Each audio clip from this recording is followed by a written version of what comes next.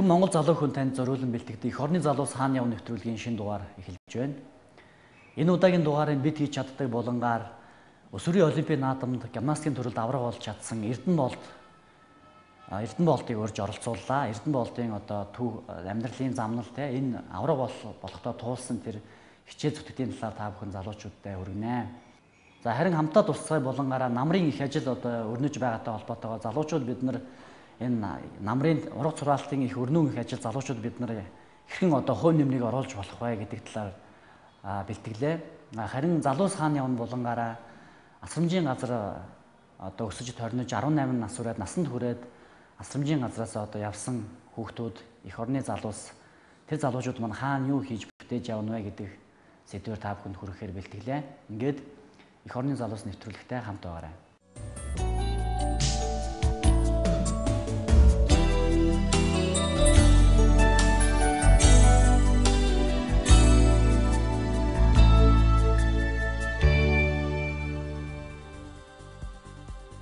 Найман зуны дэртэйх өвгд эцсийн байлдан дагуулал оюун санааны байлдан дагууллаар одоо ч үргэлжилсэн. Монголын бэлэг авиаст хөвгүүд улсынхаа нэрийг хороогийн цээжинд өргөж дэлхийг бишрүүлж өвгд эцсийнхээ суу алдрыг үргэлжлүүлсээр байна. Эх орны эзэн болсон эрхэм Монгол залуу хүн таны хүсэл мөрөөдөл, бүтээл санаачлал, итгэл найдвар, зориг тэмүүлэл цаг үеийн дуудлага. Бид энэ цаг үедээ эзэн байх ёстой. Өөрийнхөө авиас чадварыг бүрэн дайчилж, өөртөө эзэн байж, өөрийн гараар өөрийнхөө амьдралыг зохицлон босгож агуу их үйл хэргийг бүтээх учиртай. Бид агуу их түүхээрээ бахархах эрхтэй байхын тулд өөртөө бахархлыг бүтээх учиртай. Бахархлыг хоосон орилж гашгирч бүтээхгүй, шанал суугаад босгохгүй. Тиймээс ухаантай бай, хөлсөө туслуул, сэтгэлээ хатамжил. Монгол залуус дэлхийг байлдан дагуулж байна. Бидний цаг ирсэн, бидний санаачлах, сэтэл тэмүүллээс Монголын ирээдүй шалтгаална. Таач бас чадна. Та Монгол залуу хүн бүр хүчлэг байж, миний эх орон мандан бадарна. За эх орны залуус хаана явна нэвтрүүлгийн бид хийж чаддаг болон эхэлж байна. Энэ удаагийн дугаараар өсвөрийн дэлхийн анхны олимпиад тийм ээ гимнастикийн төрлөөр алтан медаль авсан олимпийн авраг болж чадсан Эрдэнэболтыг бид бүхэн онцолж нэвтрүүлгийнхаа зочноор оролцсон байгаа. Тэгээ Монгол залуучууд Монголын өсвөр үеийнхэн дэлхийн олимпиад авраг болж чадлаа. Энэ бол үнэхээр монголчууд бидний өсвөр үеийнхэн бидний бахарх ёстой хамгийн нэг зүйл болов тийм ээ Монгол залуучууд дэлхийд өөрсдийнхөө нэр алдрыг тийм ээ өвгд эцэг нэр алдрыг мандуулж чадж байна. Тэгээд Эрдэнэболт гээд дүү маань яг л даруухан сайн ингээ бэлтгэл хийж байхын тав хүмүүс харсан байх тийм ээ. Яг л найз нөхдүүд дундаа энэ ч олимпийн авраг гэж те гэхэргүй зүгээр л энгийн сайхан юм байгаа нь бас үнэхээр их сэтгэл их сайхан хүрж जैन. Тэгээд ер нь хэдэн жил энэ гимнастик спортоор хичээлж байна. За би хамгийн анх 2005 онд алтан төгс очтой шаварсан. 12 настай спортын нас хичээл одоо 5 жилд хичээлж байгаа. Сая ер нь ямар төрлөөр олимпийн авраг болсон бэ? За гимнастик бол 6 төрөл байдаг. Эхлээд чөлөөт хөдөлгөөн, барил домоор, царга дүүжин, мөн харайлтын мөр. Тэгээд сух савлуур төрний 6 төрөл байдаг. Тэгээд эхний өдөр тэмцээнд бол эхлээд 6 төрлөөр эхлээ өрсөлддөг. Тэгээд яг хэрэгэл тус бүрээс эхний өндөр оноо 8 хүн өндөр оноо авсан одоо финалд шалгардаг. Тэгээд би кайсны төрөлдөө 8-д орж, харайлтын төрөлдөө яг 3-д орж ирсэн. Тэгээд финалийн өдрөөр болохоор царга дүүжиндээ яг 4-д ороод харин дараагийн өдрөө харайлтын төрөлдөө 1-д орж алтан медаль авсан. Тэгэхээр ер нь энэ гимнастикийн төрлийг бас маш их өрсөлдөөнтэй хүнд төрөл гэж үздэг юм байлаа. Өмнө нь ер нь Монголоос хамгийн их өндөр амжилт нь ямар амжилт байсан бэ гимнастикийн төрөл? За Монголоос дээр үед бол 60 оны 80 оны олимпиад орж исэн тохиолдол байдаг л. Тэгсэн хэдийгээр сайн бас орж байсан. Харин гимнастик өөрөө бол бас хүнд спорт ерөөсөө бус спорт ингээд жин өөртөө ноцолдох зодтолдох тийм байхгүй ерөөсөө дэлхийд дээр бүх хүмүүс гимнастикчд хоорондоо нэг юмны төлөөлөл өсөлтдөг. Энэ саяных чинь өсвөрийн анх тугаар олимпик гэж байгаа тийм ээ. Анх удаа зохион байгуулагдсан тийм ээ. Тэгэхээр энэ олимпиад ер нь Монголоос гимнастикийн төрөлд ямар тамирчид оролцсон бэ? Ямар тамирчид ямар төрлөөр оролцсон бэ? За бид нар Монголоос 11 тамирчин 8 дасгалжуулагчтай явсан. Тэгээд жудо, чөлөөт бүх, усан сэлэлт, хөнгө атлетик, гимнастикээс хэдэн тамирчин? За гимнастикаас 2 тамирчин, нэг эмэгтэй, нэг эрэгтэй. Тэгээд нэг 2 дасгалжуулагчтай, эрэгтэй эмэгтэй гэсэн. Эмэгтэй маань ямар хөө амжилт вэ? За эмэгтэй гимнастик манай соёл сайхан гэдэг нэг хүн байдаг. Тэр бас тэмцээнд нэлээд сайн орсон. Гэхдээ финал шалгарч бас чадаагүй. Гэхдээ яг хийх ёстой юм хийж нэлээд сайн бас юм хийсэн гэж бодож байна миний хувьд. Одоо ингээд 5 ТV-ийн тийм ээ бүх хөвгүүдийг манлайлж чадлаа. Тэгээд ер нь ингээд энэ амжилтанд хүрэхэд тийм ээ олимпиад авах гэдэг бол тамирчин болгоно хөсөн мөрөөд тэр амжилт байгаа. Энэ хүрэхэд ер нь тамирчин одоо хамгийн чухал тийм зан чанар гэвэл те чиний одоо өөрийн мөрдөж явдаг өдөр тутамдаа мөрдөж явдаг тийм зарчим гэвэл ямар зүйл байх вэ те бас үзэж байгаа тамирчид өсвөр үеийнх нь үлгэр жишээ болох болов уу гэж бодож байна. За ер нь бол хамгийн эхлэж байгаа дараахан байх хэрэгтэй бас нэг их сэтгэлийн хүртэл бас би сайн ялсан. Нэг сэтгэлийн хүртэл бас байх гэж болохгүй. Бас хит их одоо нэг тийм зам одоо юу гэмээр чимдэг бас одоо нэг онгорож байна бас тийм байж болохгүй л те бас тамирчин хүнд бол энэ бол бас муухай. Тэгээд тамирчин ч бас нэг амьд гарсан бол тэрийг бас батлах нь бас хамгийн хэцүү байдаг юм. Батлах ерөөсөө батлах хэрэгтэй. Тэгэхгүй бол бас хүмүүс бас жоохон болж магадгүй л тий. Тэгээд ер нь тус дэмждэг хүмүүс одоо хамгийн их тус дэмжвэл мэдээж одоо багш нар бол хамгийн их одоо хамгийн хүрэг үзэж байгаа. Хамгийн их гүйцэгдэж одоо хамгийн их менеж юм багш нар гэдэг. Тэгж багшгүй бол амжилтан гаргаж бас байхгүй. Мөн дээрэс нь одоо холбоодууд одоо манай гимнастикийн холбоо бас нэлээд сайн дэмжиж өгсөн. Тэгээд гурав болохоор манай одоо ангийнх найз нөхөдөд бас нэлээд бас сайн сэтгэл санаа бас дэмжиж өгдөг. Ер нь тулгардаг бэрхшээлүүд ямар бэрхшээлүүд байдаг вэ? Юм хичээлд яваал тэгэл бэлтгэл хийгээл ингээд өдрө болгон тэгж хийдэг болохоор бас жоохон хэцүү байдаг байна. Миний хувьд бол жоохон хэцүү байдаг л да. Гэтэ бас одоо олон жил хичээлцүүлэх бас тасцсан байна. Хүмүүс ингэж ярьдаг ч та ингээд Монголын тамирчид бэлтгэл хийхэд одоо юу гэдэг техник тоног төхөөрөмж одоо юу гэдэг хоцрогдсон ч юм уу тийм их яриа байдаг л да. Яагаад амжилт гарахгүй байгаа шалтгаанаа тэгж бас тайлбарлах тохиолдол байдаг. Тэгэхээр ер нь энэ гимнастикийн тамирчдын хувьд тийм техник тоног төхөөрөмжийн хувьд ч гэдэг ч юм уу тийм дутагддаг тийм зүйлүүд ер нь байд юм болов. За яг зарим юмсууд бас тэний төхөөрөмжөөс тэгж ярьдаг л да. Гэхдээ манай спорт бол спортын нас бас хэрэглүүд нь бас нэлээд үнэтэй байдаг. Бас нэг хэрэглэл нь бас 10 хэдэн сая доллар ч юм уу тэгээд тэр явцад тэгээд манай заалны хэрэглүүд бол юу нэг гайгүй бас гайгүй чанартай Сөүл олимпиас нэг ирж авч ирсэн. Тэгээд ер нь бол гайгүй чанартай стандартыг хангасан бас хэрэглүүд байгаа. Харин жоохон заалны асуудалтай бол жоохон тааруухан байгаа. Сүүлдээ хүүтэн байдаг. Тэгэхээр ер нь ингээд тийм ээ тамирчин хүн одоо энэ амжилтанд хүрэхэд бол хамгийн түрүүнд ямар зан чанаруудыг өөртөө одоо шингээсэн байх хэрэгтэй гэж чиний хувьд боддог вэ? За миний хувьд бол зоригтой нэгт бол сайн зоригтой, хоёрд бол би чадна гэсэн нэг хүсэл тэмүүлэлт байх хэрэгтэй. Бас мөн зоригтой байх хэрэгтэй. Би бол тэгж л боддог. Хөл зурсаад л багшийн дасгалуудыг тоогоор хийгээд бүх бие цуцсан. Бүлийн сунгалтыг хүчээр шахна. Би маш сайн халсан учир бэртэн гэж байхгүй гэхдээ маш их өөдөлт идэв. Яг л энэ үед болио гэд орилмар санагдах үе ч олон байна. Зуурсан олон дасгалууд тоогоор нь хийгээд бүх биеийн булчин гүйцэтгэлгүй болж өөрийгөө хянаж чадахгүй үед уналтын техникээ буруу хийгээд дөргөлт бэртэлт авах үед заалнаасаа гараад гүмээр санагдах үе ч олон бий. Гэхдээ энэ бүхнийг даван туулж байж хүнд ямар их нөөц хүч чадал байдгийг сэтгэлээ удирдах чадахгүй бол хүн ямар өчөөхөн амтан болохыг мэдэрдэгсэн. Хүнд хэцүү бэлтгэл дуусны дараа тамирчид бүгд чимээгүй суугаад өнөөдөр хийсэн бүх дасгалаа бодож биеийн булчин соллохгүй. Энэ бол хүн зорсондоо хүрсний дараах мэдэрдэг тэр гайхалтай агшин. Тэгэхээр мэдээж хүнийг өөрсөлдөгч нь нэрлдэг гэж ярьдаг те. Тэгэхээр чиний ер нь одоо энэ Монголд ч юм уу өрсөлдөгчд эсвэл дэлхийд өрсөлдөгчд чамайг одоо ирэлж хурцлж өгдөг тийм өрсөлдөгчд гэвэл ямар өрсөлдөгчд байна вэ? За хуучин бол одоо анх гимнастик бол Оросын холбоод бас мөн хятад тэгээд Азийн орнууд ер нь бол гимнастик бол нэлээд сайн байж байгаа. Харин сүүлийн хэдэн жил ер нь дэлхийд даяар тархсан байлээ. Ер нь Европод нэлээд сайн тархаж нэлээд хөгжсөн байлээ. Тэгээд өмнө нь бол олон улсын тэмцээн орсон бас хэдэн танд хөгждөд байсан. Одоо Узбекистан, Оросын холбоод бас Казахстан, Хятад, Япон гэл бас танд хөгждөд бас байж байсан. Тэгээд тэдтэй бол нэлээд бас өрсөлдөг. Одоо айн саяны Сингапур олимпиад бол одоо залуучдын олимпиад бол нэлээд Европоор сайн мэддэггүй болохоор нэлээд сайн өрсөлдөгч байсан байлээ.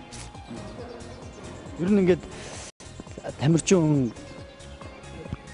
бол ингээд зарим нь дундаасаа ч юм ингээд хүүхдүүд бүгд л ингээд сонирхол би ч гэсэн хүүхд байхдаа ингээд сонирхол спортоор ангаараа хүртэл ингээд хичээлж байгаа үе байдаг л та. Тэгээд тэр дундаас зарим нь ингээд эргэж буцаал те шантрах тийм үеч их байдаг. Тамирчин бол асар их тэр нүр их хүчээл зүтгэлийн ард тэр амжилттай зүйл очдог байх. Тэгэхээр ер нь ингээд ядрах тийм ээ шантрах тийм үе ер нь тохиолдно үз. За анх энэ киностож эхний ганц 2 жилдээ бол ер нь би жоохон шантгаас тохиолдсон гарч исэн бэлээ жоохон таслах ч юм уу яг тиймгүй тохиолдож байгаа. Одоо олон жил хичээлүүд тусан улам их сонирхолтой бас хүсэл тэмүүлэлтэй болж эхэлж одоо зоригтой болж эхэлдэг нэлээ л дээ. Тэр их одоо тэр шантарч байгаа тэр зүйлийг яаж даван туулах вэ? Ер нь одоо жишээлбэл энэ үзэгч дунд ч гэсэн ингээд шантарж байгаа энийг спорт хичээж орох гэж байгаа ч юм уу бас тийм хүн залуучууд хүүхдүүд байж магадгүй шүү дээ. Тэднэрт чи яг юу гэж хэлмээр байна? Тэд нар яаж тэр сэтгэл зүйн тэр одоо хатайг тийм ээ тэр шантралаа даван туулах вэ? Яавал. За энэ бол тэгээд ер нь багшуудаас бас шалтгаалдаг л да. Багш нараас хүүхдээ бас нэг хамаагүй ингээл бас хидийг эрхлүүлж болохгүй, хидийг хүчилж болохгүй бас яг заах хөстөмөө заагаал ингээл бэлтгэлийн бас зохицуулж явах хэрэгтэй. Тэгээд хүүхдэд ер нь хэлмээрээ бол одоо нэлээд шанс хүүхдэд бол тэрийг даван туулахад бол найз нөхөртөө бас хай нэг юм ярьж бас хөвжөлдөх бас хэрэгтэй гэж бодож байна. Ер нь сэтгэлийн бас урам хайрлаж бас өгдөг байхгүй. Миний бодлоо найз нөхөд бол нэлээд сэтгэлээр ингээд дэмжиж өгчдөг байхгүй. За яг Эрдэнэлтийн хувьд бол Эрдэнэл их тийм хөдөлмөрч хэсэгээс ажилласаг хичээнгүй тийм хүн байна. Тэгээ ер нь бусдаасаа юугаар илүү гарсан бэ гэвэл биеийн хөгжөлтэй. Тэгээд дээрэс нь тэр хөдөлмөрч нэг хүүхэд чинь нэг бас нэг саваагүй зам байдаг шүү дээ. Тийм зам ер нь гайгүй шүү. Тэ ер нь бас нэг илүү дутуу юм санаа нь бодлоо төвлөрлөл авахгүй. Ер нь эндээ их бүтээлч бэлтгэлээс их сайн байдаг. Тэр нь бас их сайхан нөлөөсөн даа. Нэгэн тал зорьсон яг тэр спортоор яваа гэж зорьсон л тэр чигтэл зорих хэрэгтэй. Тэгвэл дундааснийхаа бас болохгүй. Ер нь чиний харж байгаагаар одоо Монгол тамирчид маань одоо Олимпиас ч гэсэн одоо алтан медалууд авсан те. Сая хүүхдийн Олимпиас 2 алтан медаль авлаа. Монгол тамирчид бол сүүлийн жилүүд маш өндөр амжилтуудыг үзүүлж байна тийм ээ. Тэгэхээр ер нь ингээд ямар нэгэн тийм шалтгаан тоочхгүйгээр өөртөөхөө нөөц болцоонд тулгуурж тамирчид маань бүх нөөцөө ингээд шавхаж дайчилж чадвал ер нь манай Монгол тамирчдад энэ ирээдүйн өсвөр үеийнхэнд илүү их амжилтуудыг гаргах тийм боломж ер нь хэр зэрэг харагдаж байна чамд? За манай Монгол улс дээр үеэс бол бас нэлээ бас гимнастикаар ер нь бол спортын төрлөөр бол гайвнаас нэлээ хөдөлгөөнтэй хүмүүс ер нь монголчууд бол их авьяаслаг байдаг л да. Ер нь бүх монголчууд авьяасыг хүн яг хийж чадна гэсэн бол тэрийг тэгэл хийгээл ингээл явах хэрэгтэй байхгүй. Тэгэхээр бас хүмүүс тэр бас авьяас бас нээх зарим хүмүүс бас авьяас гэх нэхгүй бас муугаад байдаг. Энэ бол бас жоохон бууруу явдал гэж боддог. Монгол хүн болгон бас авьяастай дуулна, бүжиглэн тэгэл янз бүрийн спортоор бас тийм бас хүн бүртөө авьяас байдаг. Манай монголчууд л ялангуяа амжилт гаргах нь их өндөр байдаг. Энэ Эрдэнэлтийн энэ хүмүүжлийн тал дээр бол багш спортын хувьд бол нэг намайг багш юм. Ямар багш вэ? Тэр багшийн л одоо ур чадвараас л тамирчин гэж чинь ямар ч спортод бас тийм шүү дээ. Тэгэхээр багшийн нөгсөн хатуу сахилгаат өндөр ачааллыг дааж гарна гэдэг бол энэ хүүхдээ өөрийнх нь ууггүй хөдөлмөр төсвөр төвчээ бүх юмнаас л шалтгаалаад энэ хүүхдээс энэ өндөр амжилт гарсан бид нэр бүгдээрээ их баярлж байгаа. Манай гимнастикийн түүхэнд одоо алтан хуцас тааж байгаа. Ийм л тамирчин да. Чиний хувьд ер нь тэгвэл яаж авьяасаа олж нээсэн бэ? За миний хувьд бол манай ээж ах ихч гурван маань спортын гимнастикаар хичээлдэг байсан.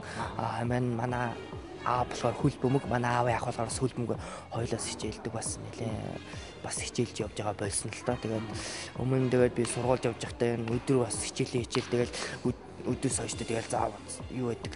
Одоо тийм завтай байдаг болохоор тэгээд бас хүмүүс спортоор хичээлүүд бас зүгээр ах. Манай ээж намайг анх спорт гимнастикаас оруулж өгсөн. Бас ээждээ бас баярлалаа гэж хэлмээр байна. Чиний нэг өдрийн амьдралын хэмнэл тийм ээ. Яаж өнгөрч जैन чи одоо 24 цагийг яг юунд хуваарлж зориулж байна вэ? Тэр тухайгаа бас хүргээ чи нэг өдөрт ер нь нэлээх зүйлийг амжилж авах гэж би бодож байна л да. За нэг өдөрт бол би ер нь 7 хоногийн 6 бүтэнсэ өдөр зөвхөн амардаг. Бус өдрөө л юусоо байнгын бэлтгэл хийдэг.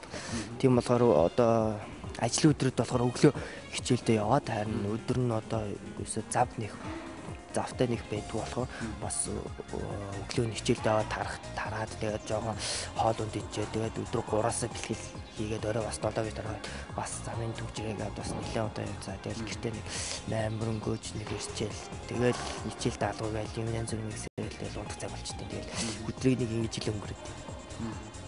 Тэгэхээр мэдээж ер нь ямар ч хүнд тийм хүнд хэцүү шантрах ч юм уу ер нь тийм юу гэдэг юм бэ амьдралд ингээл олон цаад бэрхшээлүүд ер нь тохиолдно л да мэдээж те юу гэдгийг мөнгө санхүү ч юм уу эсвэл зарим үед ядрах стресстэй ч юм уу те хичээл номон дээр амжилтгүй байх. Тэгэхээр ер нь ингээд энэ бүхнийг ингээд даван туулахад хүнд хамгийн их тийм тус болдог зүйл юу вэ те? Энэ янз бүрийн тулгарч байгаа энэ олон асуудал бэрхшээлүүдийн ард гарахад тийм ээ зарим нь бол энэ асуудал дундаа ингээд бууж өгөөл залхацдаг хүмүүс ч байдаг те. Тэгэхээр энэ бүхний яг ард гарахад хамгийн их хүнд хэрэг болдог тэр зүйл юу гэж боддог вэ чинь?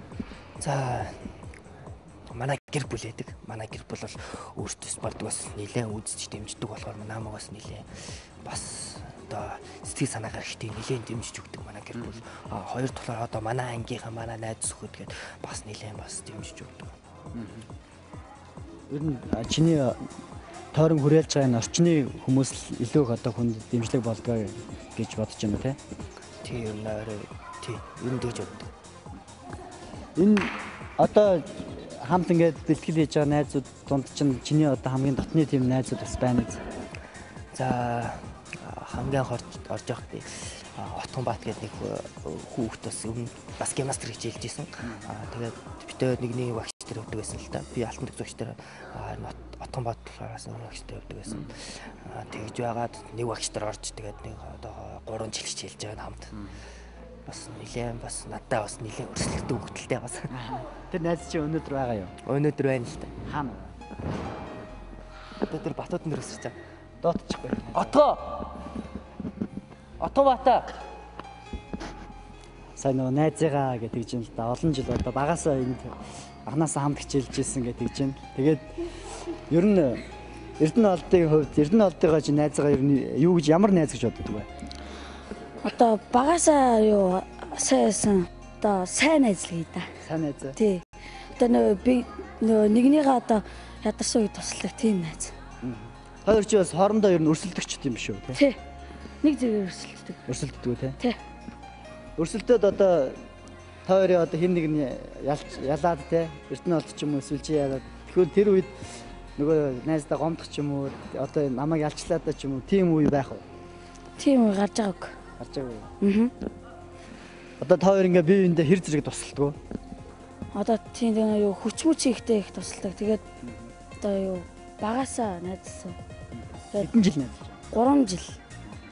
Найз чинь сая одоо ингээд олимпиад авраг боллоо. Энэ талаар чи юу найзгаа юу гэж хэлмээр байна? Найз чи одоо энэ олимпиад авраг болоход нь тийм ээ. Энэ юу нөлөөсөн гэж бодож байна? Одоо бэлтгэлээ сайснаас л болж байгаа. Сайн идэггүй бэлтгэлээ. Сайн идэг. Бусдаас илүү идэггүй. Илүү. Чамд ер нь бас найзтайгаа өрсөлдөөд тийм ээ. Цаашдаа бас олимпиад авраг болъё гэсэн тийм зорилго байгаа юм байна. Бага. Бэрхшээл нь чи өөрөө л одоо ядрах ч юм уу тийм хөв өний талаас л бэрхшээл байгаа тийм. Тий.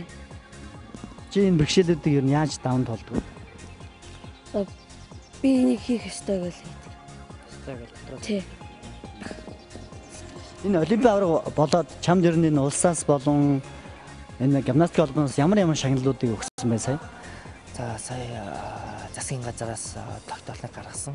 Бүгд амьд алтан медаль авсан 36 сая төгрөг өгсөн. Харин ерөнхийлөгч өөрөө болохоор багш нарт хөдөлмөрийн гавьяатын улаан тугийг өгсөн. Харин тамирчдад алтан газуудангоор шагнасан. Мөнгө авсан байгаа юу? Мөнгөөр ер нь юу хийж бодож байна? За мөнгөөр бол одоохондоо зарцуулаад авж байна. Ер нь ирээдүйд хэрэг болох байх гэдэг банкнд хадгалж бас байх гэж бодож байна. Банкнд хадгалах байх гэж байна.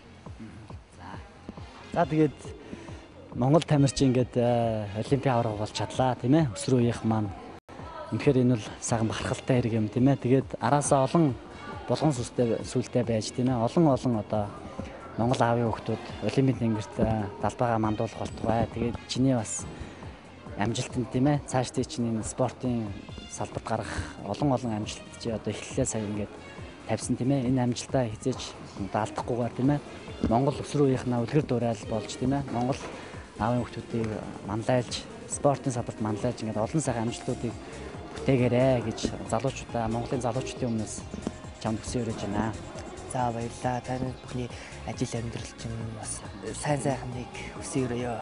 Тэгээ эцэст нь чи бас ингээд энэ үзэж байгаа олон мянган Монголын залуучууд энэ нэвтрүүлгийг үзэж байгаа тийм ээ. Монголын залуучууд хандаж чи ер нь чамаа живэл ингээд өнөөдрийн спортын салбарт үлгэр дуурайл болж залуу хүний үед чи залуучуудаа яг юу гэж хэлмээр байна те. Үнэхээр одоо залуучуудаа гоё дагуулах, унагшуулах тийм сайхан үгийг хэлээж. За залуучтай болон охид өгөөдтэй зорьсон юмдаа зоригтой нэлээд сайн чармаах зүйл амжилтанд юм гэж гарна шүү гэж хэлсэн байна. За баярлалаа чаа баярлалаа. За.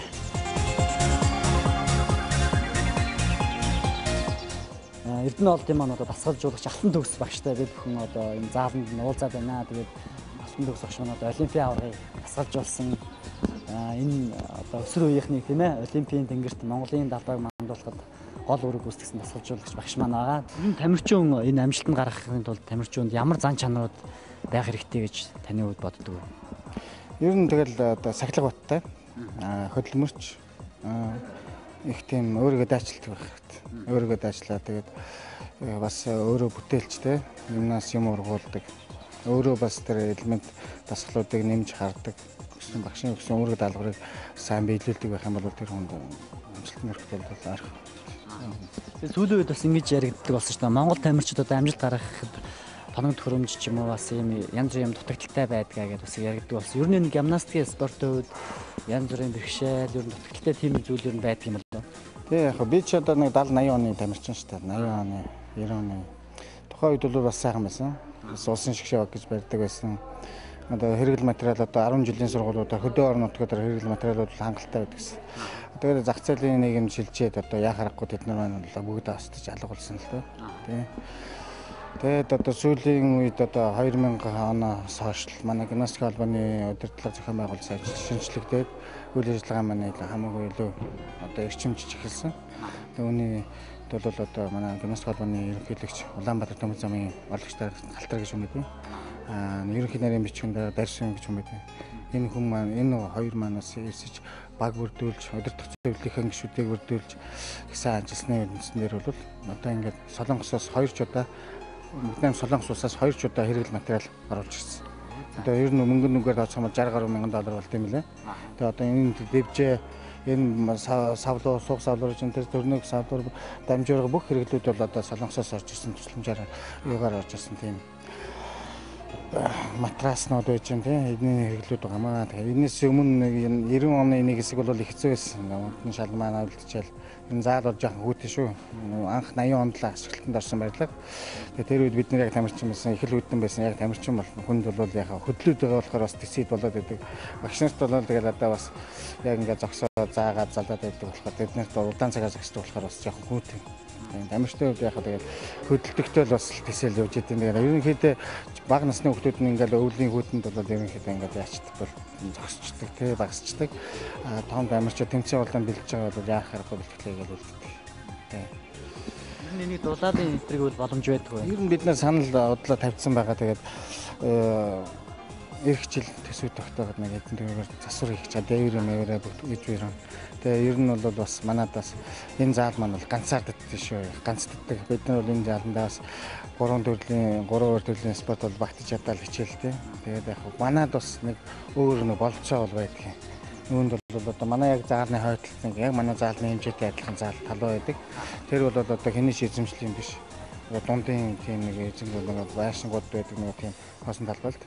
Тэрнийг бид одоо өөрийн мэдлэлд авчих юм бол энэ чинь өргөтгөл бариад уран сайхны гимнастикийн талд хүмүүс нь ийшээ ороод эмэгтэйчүүдийн зарим хэрэглүүдэд ийшээ оруулаад явах юм бол манай гимнастикийн спорт бол улам л илүү хөгжлөн сайжрах систем байгаа. Тэгээд манай гимнастикийн Монгол хүүхдүүд чинь гимнастикт бас их тийм авьяаслаг хүүхдүүд байдаг шүү дээ. Тэгээд зөндөө бол манайхаар чинь дамжсан авьяаслаг сайн тамирчид байдаг. Яг үнэхээр гарт баригдаж үнэтэнд харагдах нь одоо эрдэнэ олдол болж байна л да тийм.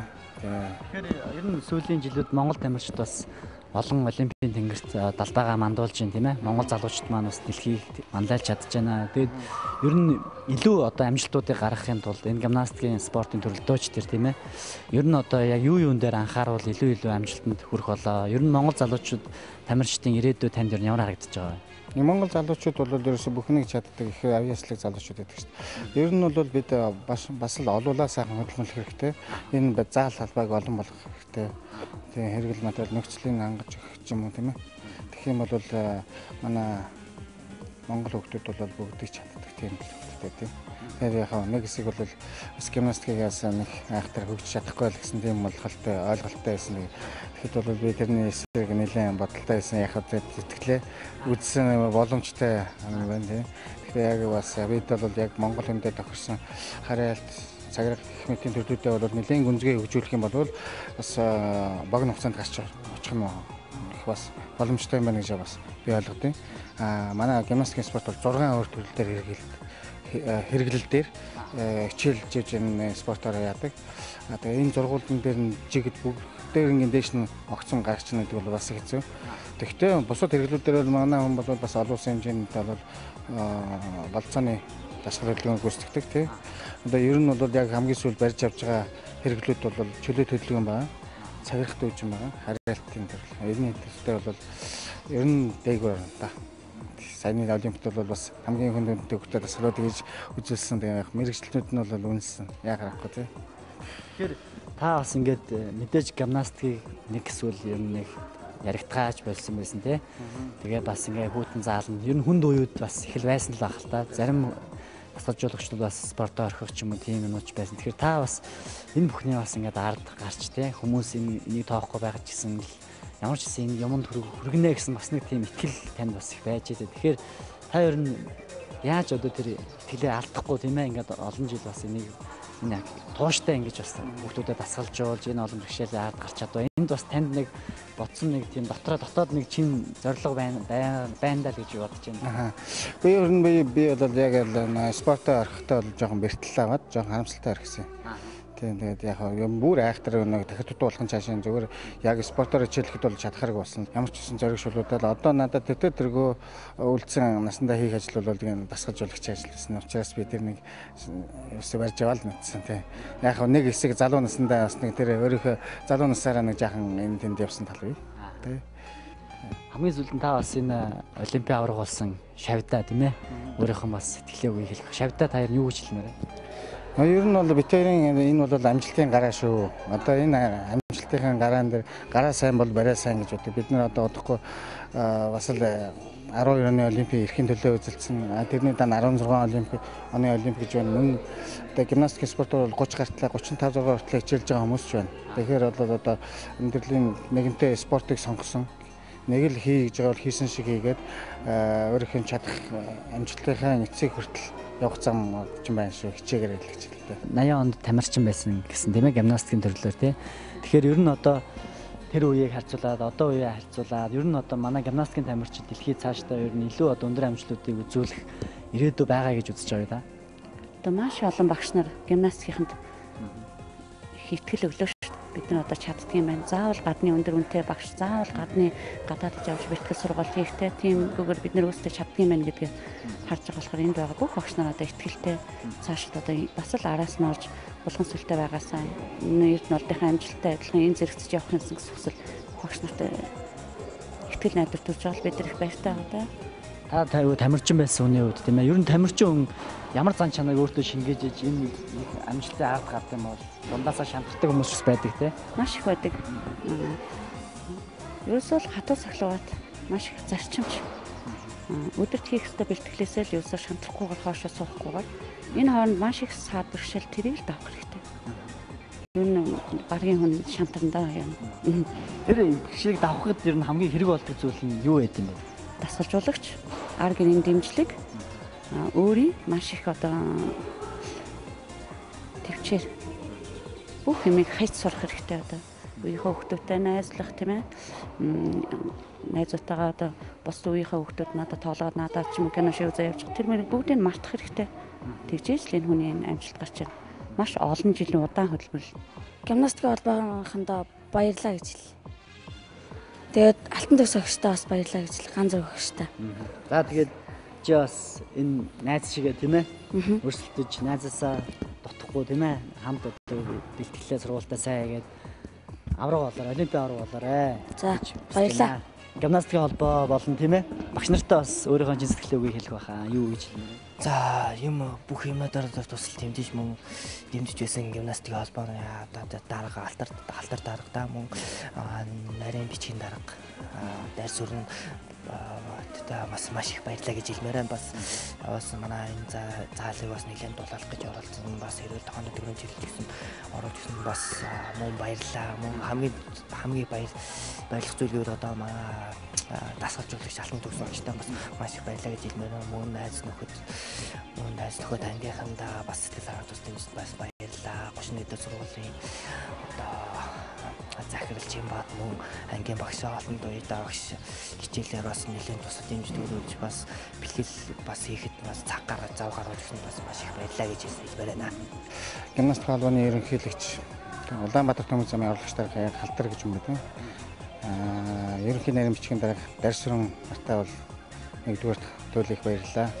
Манай өдөр төх зөвлөлд бол их олон сайхан сэтгэлтэй хүмүүс байдаг. Энэ хүмүүсийн л тусламж дэмжлэгээр их сайхан амжилт үзүүлж чадлаа. Энэ хүмүүсийн итгэл найдварыг өсөрдүүлээгүүд их баяртай байна. Тэгээд та бүхэнд баярлалаа гэж хэлээ. Өөрийгөө бүрэнд ажиллаж чадахгүй байна гэж хэлдэг залуусыг би спорт залаар ороод тамирчид хэрхэн бэлтгэл хийж буй хараасаа гэж боддог. Тэнд аврагууд бэлтгэлээ хийж байна. Хөлс дасралтгүй асгарч нэг цагаас нөгөө цаг хүртэл хүнд хэцүү дасгалт хөдөлгөөнийг хийж минутанд 100 гаруй сунааж хүнд хэцүү мөхөөдийг дасралтгүй давтаж байна. Бидний өөрийгөө дайчлана гэж яриад байдаг маань энэ бүхний хажууд юу ч биш болохыг та ойлгоно. Хүн ингэж л өөрийгөө дайчилж юмд хүрдэг юм байна гэдгийг та ясмахандаа шингэтэл мэдрэх болно. Өөрийнхөө бүхэл ажилд яг л энэ тамирчид шиг өөрсдийгөө дайчлах ёстой. Хэрвээ та өөрийгөө дайчилж өөрийгөө ялан дэлж чадахгүй байгаа бол аврагууд хэрхэн бэлтгэлээ хийж өвдөлт ядралтыг хэрхэн даван туулж байгааг мэдрэхийн тулд спорт зааланд заавал очоорой. Тэд ингэж л бэлддэг. За бид хийж чаддаг булан маань энэ түрээд өндөрлөлөө. Ингээд энэ удаагийн дугаараар бид бүхэн олимпийн авраг болсон Эрдэнэ холдыгаа та бүхэнтэй уулзууллаа. Ингээд бидний бахархал болсон, бидний залуучууд биднийг урайлан дуудаж, залуучууд бид нар үнэхээр өөрсдөө нөөц болцоог ашиглаж чадвал олимпийн тэнгэрт тугаа мандуулж чаддаг юмаа гэдгийг монгол залуучууд ингээд ийхүү одоо өөрсдийн эр зориг, өөрсдийн ахвал самбагаар ингэж батлан харууллаа. Тэгээд монгол залуучууд Эрдэнэ болдынхаа араас олон залуучууд өсвөр үеийнхэн маань олимпийн аврагууд болж чаднаа, болох болтугай гэж Монголын залуучуудынхаа өмнөөс тийм ээ хүсэн өрөө залуучдын нэвтрүүлгийг бид бүхэн залуучууд та бүхнийгаа одоо бодож байгаа, зорж байгаа тэр зүйлдээ үнэхээр хатуу бат зогсож чадвал хүн тэр зүйлдээ хүрч чаддаг юм шүү тийм ээ. Ингийн тулд ямар ч хатуу хүнд бэрхшээлийг ялан дийлж өөрийнхөө зорьсон зүйлийн төлөө сэтгэл зүрхээ зориулж бүх зүйл чин сэтгэлээсээ хандаж чадвал олон олимпийн аврагууд Монголын залуучууд өсвөр үе дундаас төрөх болно. Ингээд залуучууд та бүхэнд цаас тийш зорж байгаа зүйлд хамгийн өндөр амжилтыг залуучдын нэвтрүүлгийн зүгээс хүсэн өрөө бас олимпийн аврагадаа олон дараад байгаа зүйлд олон одоо аврагууд нь бүх зүйлд нь авраган байгаарэ гэж бас хүсэн өрөөж байна. Ингээд дараагийн болондоо анхаарал хандуулцгаая.